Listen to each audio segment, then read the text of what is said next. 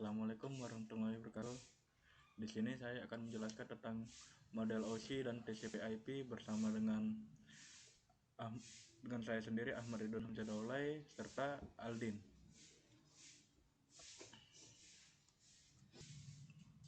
Yaitu saya akan membawakan pengertian dari model OSI atau OSI model. Apa yang dimaksud dengan model OSI?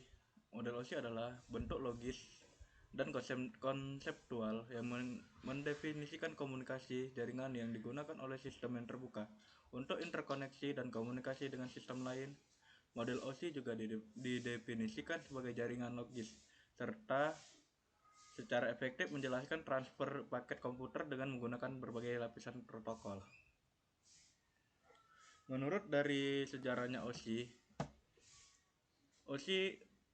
memiliki sejarah dari tahun 1970 sampai 1984. Pada tahun 1970,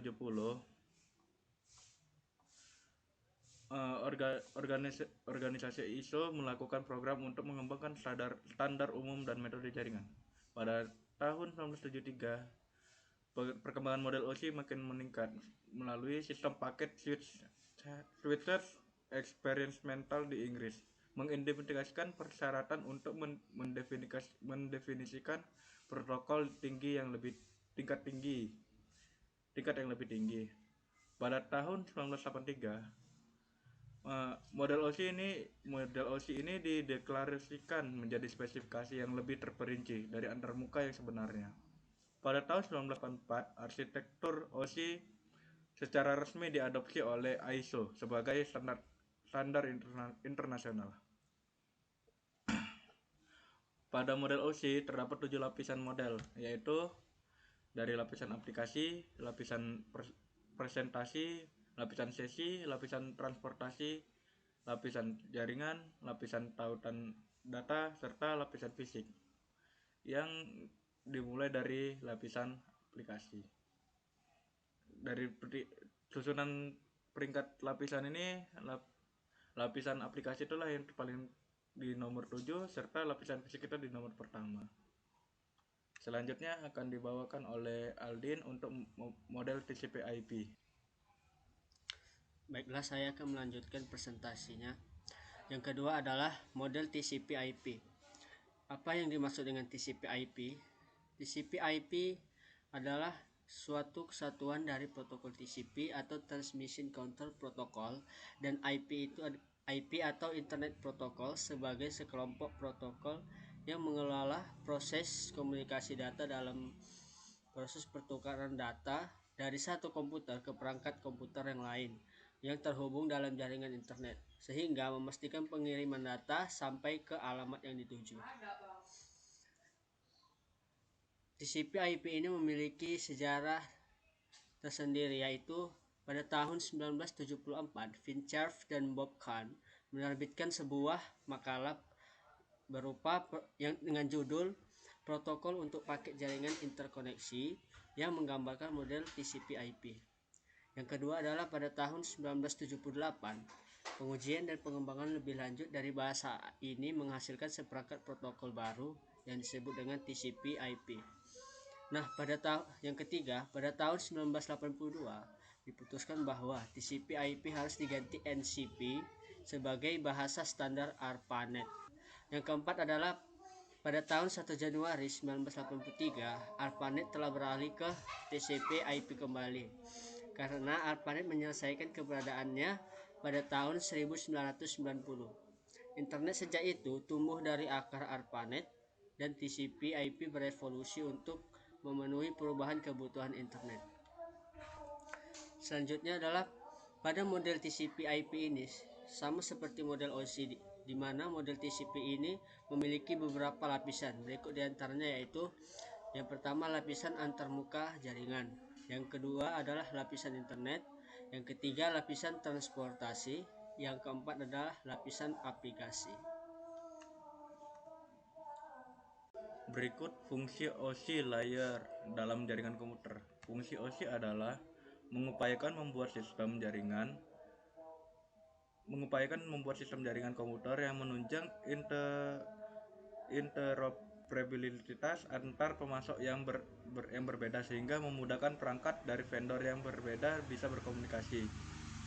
Fungsi dari 7 OSI layer yaitu dari lapisan ke-7 application layer, yaitu memiliki fungsi sebagai antarmuka aplikasi dengan fungsionalitas jaringan. Jadi fungsinya lebih kepada mengatur bagaimana aplikasi dapat mengakses jaringan serta membuat message problemnya. Selanjutnya lapisan ke-6 atau presentation layer yang berfungsi untuk mentranslasi data yang akan ditransmisikan aplikasi ke dalam format yang sesuai dengan transmisi data jaringan. Protokol yang ada pada lapisan ini yakni software redirector atau workstation. Selanjutnya dari lapisan kelima atau session layer yang memiliki fungsi mendefinisikan sebuah koneksi terbuat, dijaga atau dihapuskan. Selanjutnya pada lapisan keempat ada transport layer yang memiliki fungsi memecah data menjadi sebuah paket data dan memberikan penomoran secara unit sehingga dapat dengan mudah tersusun di tempat tujuan pada waktu diterima. Selanjutnya pada lapisan ketiga atau network layer. Network layer memiliki fungsi untuk mendefinisikan alamat IP lalu membuat header tiap paket data. Selanjutnya lapisan kedua atau data link layer yang memiliki fungsi mengelompokkan bit-bit data menjadi sebuah frame. Di dalam lapisan ini juga terjadi aktivitas mengoreksi kesalahan, flow control, pengamatan hardware dan menentukan jalannya perangkat jaringan. Selanjutnya pada lapisan pertama yaitu physical layer. Physical layer ini memiliki fungsi untuk mendefinisikan untuk media transmisi jaringan, metode pensinyalan, sinkronisasi bit, arsitektur jaringan, topologi jaringan dan pengkabelan. Selanjutnya untuk penjelasan tentang TCP IP pada 4 lapisannya akan dilanjut oleh Aldin. Selanjutnya saya akan menjelaskan lapisan-lapisan pada TCP/IP. Nah, yang pertama adalah lapisan application atau layer atau application layer. Application layer ini berfungsi sebagai memberikan service kepada pengguna jaringan. Contohnya adalah seperti telnet. Telnet ini memberikan layanan berupa remote access komputer dari jarak jauh. Yang kedua adalah FTP atau File Transport Protocol, yaitu memberikan layanan berupa download dan upload file ke dalam web.